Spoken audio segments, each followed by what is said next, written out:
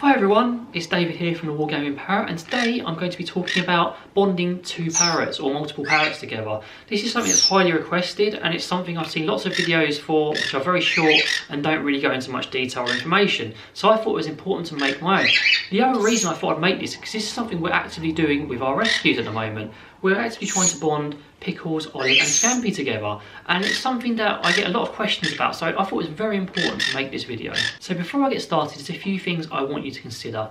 You can always achieve at least tolerance when you're bonding two parrots. It may be difficult, they may not get on, but the very minimum you'll be able to achieve with time, patience, training and effort is tolerance. So it is never a foregone conclusion that your parrots will be able to at least put up with each other in the same space. Further to this, as with all things involving parrots, it takes time, it takes patience, and it takes a calm environment.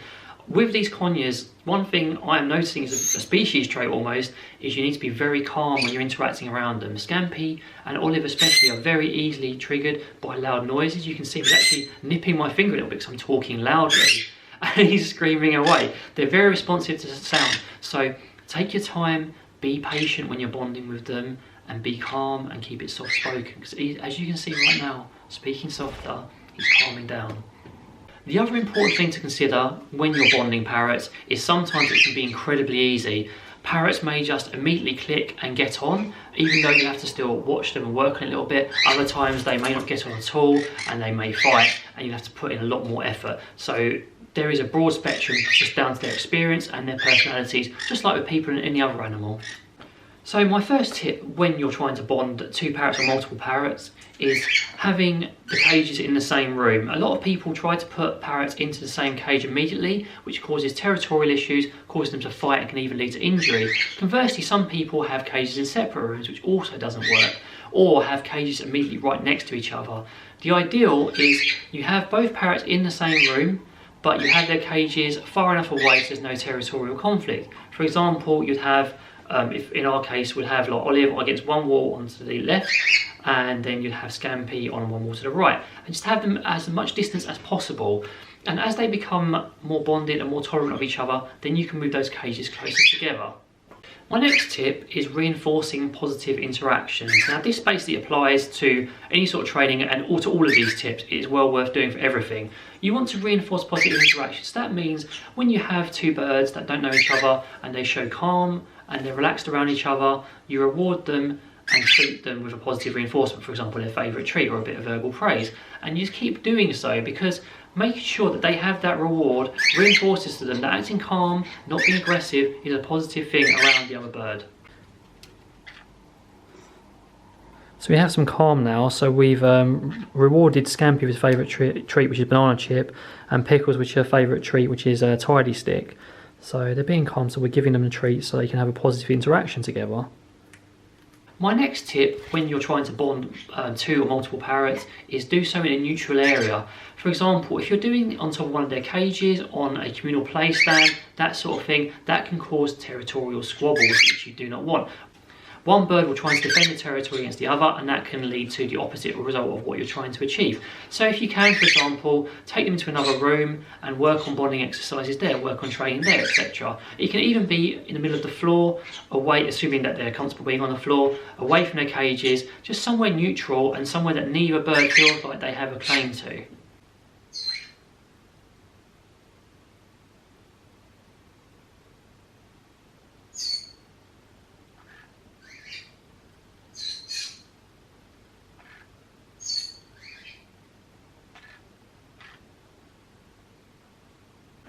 My next tip is communal feeding. Now this is something a lot of people do, and a lot of people do it right. Some people do it wrong, but most of the time I'm glad to see people do it right. Communal feeding is basically just encouraging the birds to feed together, encouraging a flock mentality. Now with this, the most simple way is to get a large dish or a large plate, put loads of seed, loads of the sort of higher value treats and lovely food on there, and just get them to eat. Now, just as another sort of this little mini disclaimer, a lot of these activities will require supervision.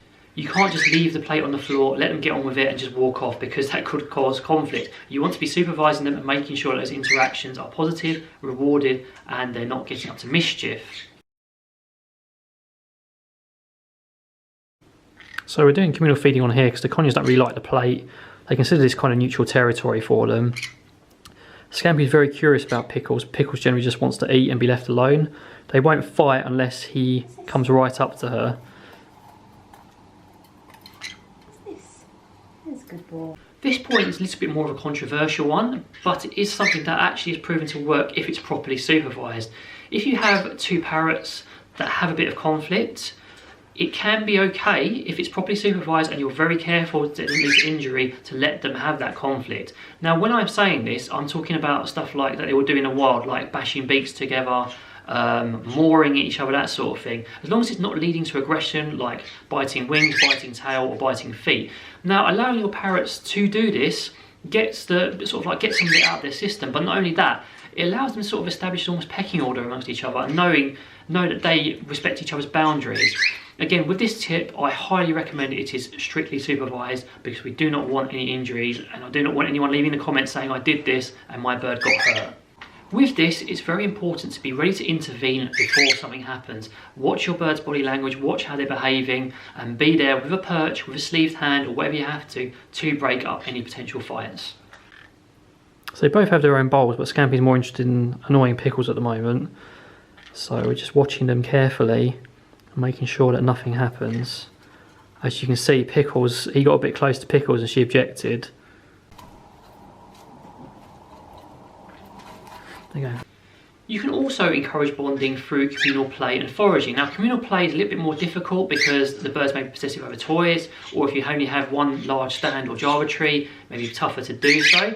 However, foraging is relatively easy to achieve. It's basically very much like the feeding. You have a large foraging tray, you're there supervising, and you let both birds forage together. Again, this encourages a flock mentality and allows them to sort of play together, forage together, and form a bond between each other. Or at least know they can tolerate each other and not get in each other's way while they're foraging.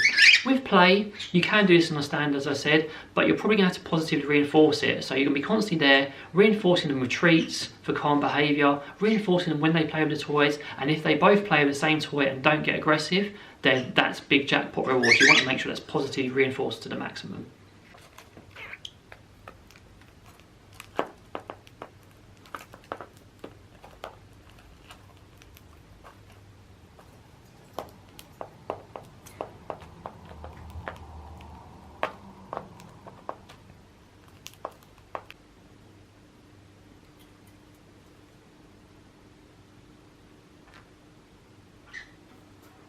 Another thing you can do is communal training. Now, communal training is quite difficult because obviously if you're trying to train two birds and there's only one of you, it's very difficult to do. So if you have other family members, friends, your partner, whoever's available who can train with you, so you train one bird, they train the other, that's awesome. So the goal with this is you have two sort of like, say for example, chair backs. I'll show an example after this tip. You have two chair backs or training perches next to each other, and you both work on training. It could be something like target training, could be working on trick training, and you're both constantly working on that, keeping them focused on the training while they're relatively in close proximity to each other. Again, this builds tolerance, and it also sort of reinforces that the other bird being around is not negative. You can get lots of fun treats. This tip's also good for bonding humans as well, because some people may be hesitant, and you can sort of show it, they can watch what you're doing, mimic what you're doing, and learn some training tricks from it. Chip, chip, touch. Good boy. Touch. Good boy. Spin. Good boy. Touch. Good boy. Chip, chip, touch. So my last tip is something I call active bonding. Now, active bonding, as you can imagine, is something where you have both birds on you and you're actively bonding them. Marley McCone showed it in a very amusing way where she has one bird in each hand. I'll try and demonstrate with my two birds actually, and she kisses them like it's a bit bizarre, but it actually seems to work. We tried it with our conures and it actually works. The other ways you can do it is just having them separate a decent distance on your hands and just giving them attention and positively reinforcing them. And this is a great way of building both their bond with you but also with each other, because they're not seeing you as a conflict. As a disclaimer for this one, some birds may get territorial over you as a person and may see you as a mate, so you have to be careful with this last one. This is why I put it right at the end of this video. Try all the other techniques first and then try this, and if it doesn't really work, then see if you can think of any other good ways you can approach it. So thanks very much for watching, guys. I hope you found the tips in this video useful on bonding birds. This is something we're actively exploring and working on and trying to find new techniques with. If you have any bonding tips you'd like to share, please feel free to leave them in the comments. In the meantime, thanks very much for watching, take care and have a great day.